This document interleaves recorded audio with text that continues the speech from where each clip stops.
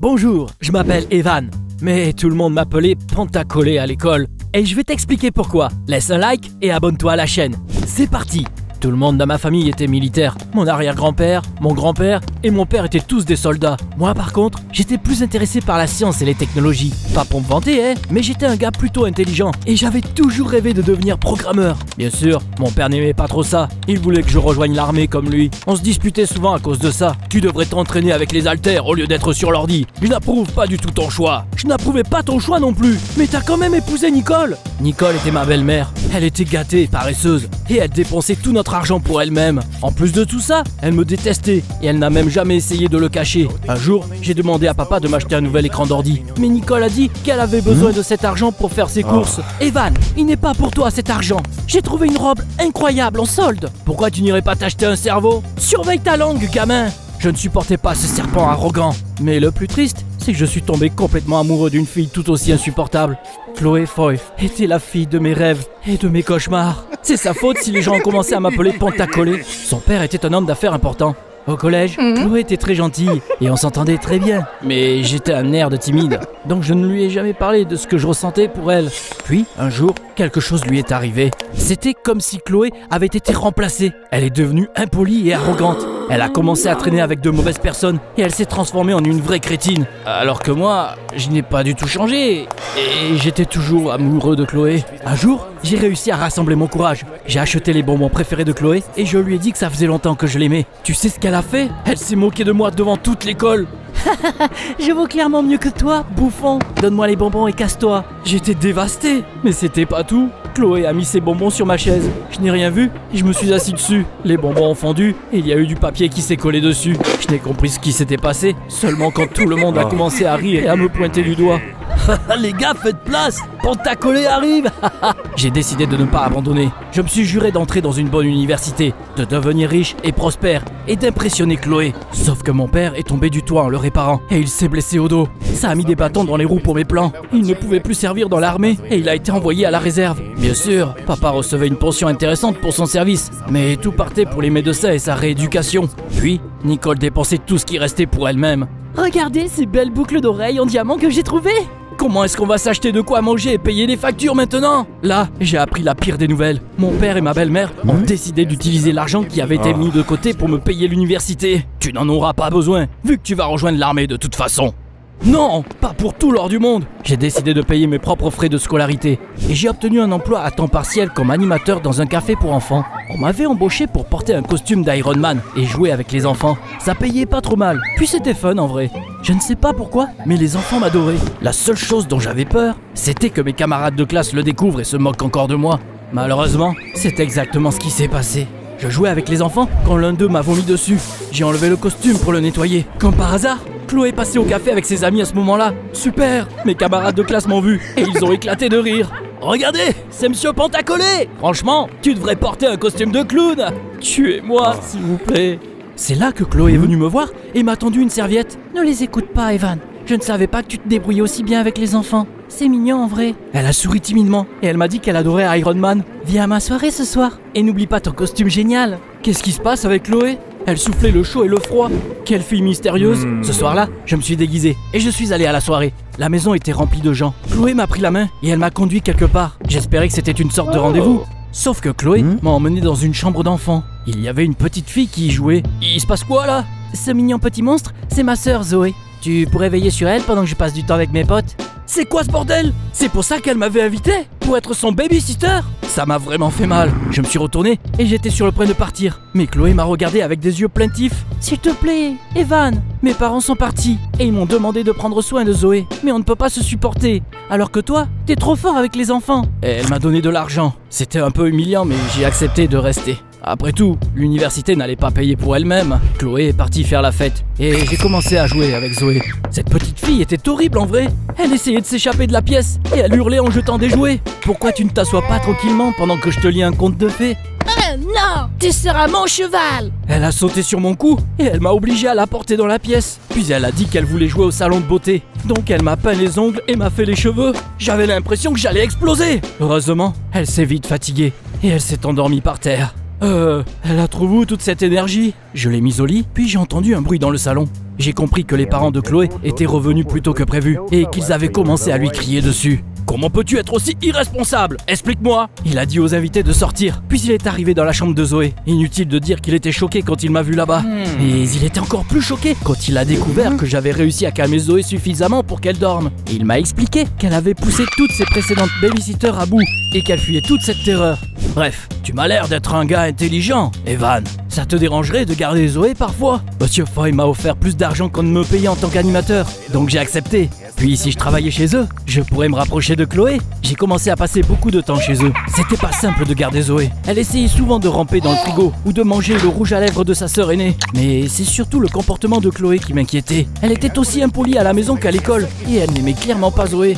Chloé, câlin! Ne me touche pas avec tes mains collantes! Arrête, ce n'est qu'une enfant. Tu ne comprends rien, Evan. Mêle-toi de tes affaires! Ouah, j'avais la chair de poule quand elle me regardait comme ça. Quand je rentrais à la maison, mon père me grondait souvent et il n'approuvait pas ce que je faisais. Le babysitting, c'est le travail d'une femme. Tu es une honte pour notre dynastie militaire. Papa, j'économise juste de l'argent pour la fac. Rien n'arrêtera mon rêve de devenir programmeur.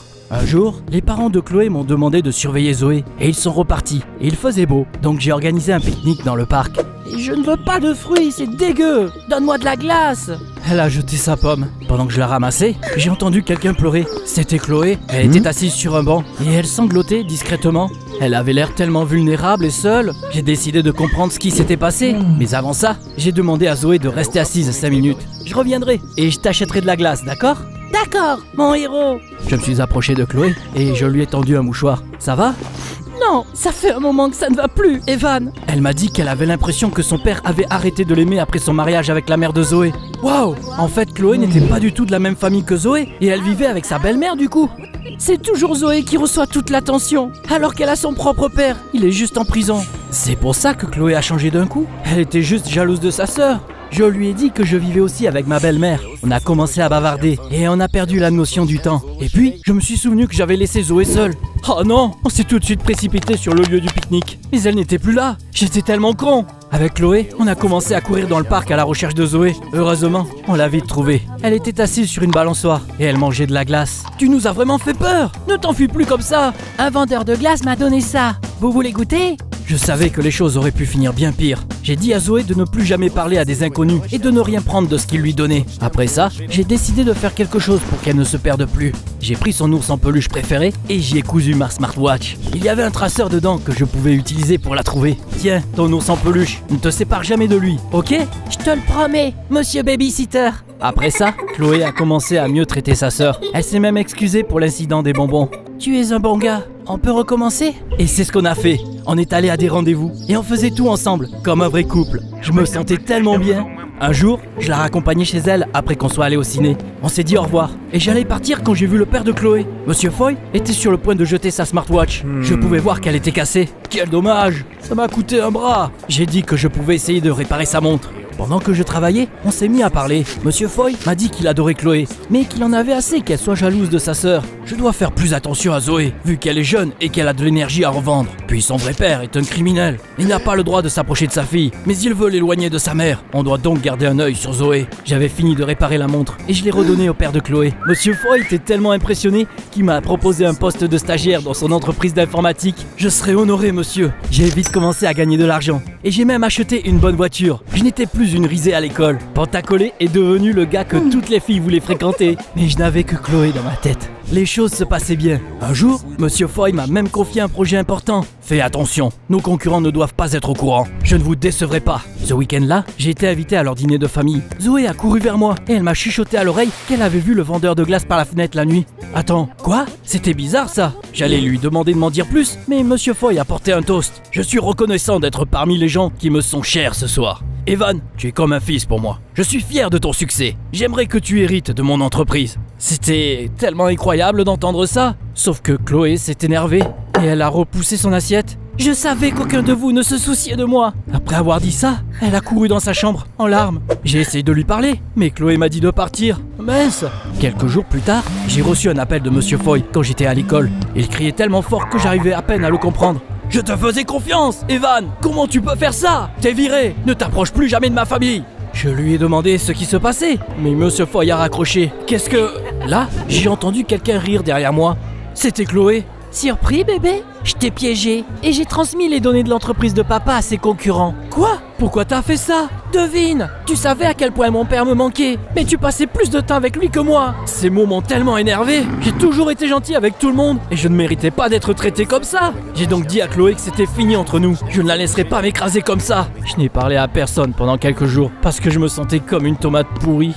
J'ai même pensé à tout abandonner et à rejoindre l'armée comme papa le voulait. Mais un soir, Chloé m'a appelé, paniquée. Evan, j'ai besoin de ton aide. Elle m'a dit que ses parents étaient partis et qu'ils lui ont demandé de surveiller Zoé pendant quelques jours. Je ne vais plus la garder. Tu ne comprends pas? Zoé a disparu de sa chambre. Je ne sais pas quoi faire. Quoi? Pas de panique, j'arrive. J'ai couru chez Chloé et on a fouillé toute la maison. C'est comme si Zoé s'était juste volatilisée. Puis, j'ai trouvé des dessins dans sa chambre. Elle avait dessiné le vendeur de glace. Heureusement, je me suis souvenu d'avoir cousu ma smartwatch dans le jouet de Zoé. J'ai téléchargé une appli sur mon téléphone et je l'ai suivie. Zoé était sur une autoroute et elle avançait très vite. On a appelé la police et on leur a donné toutes les infos qu'on avait. Ce qui s'est passé ensuite aurait pu être l'intrigue d'un film Hollywood. Apparemment, le vrai père de Zoé l'a surveillé depuis longtemps et il faisait semblant d'être un vendeur de glace inoffensif. Ce scélérat attendait une chance de s'emparer de sa fille, mais les flics ont vite rattrapé sa voiture. Le criminel a été envoyé en prison et on a récupéré Zoé. On était tellement soulagés d'avoir récupéré Zoé qu'on a tout de suite jeté nos bras autour de Zoé, qui avait juste l'impression d'être partie à l'aventure.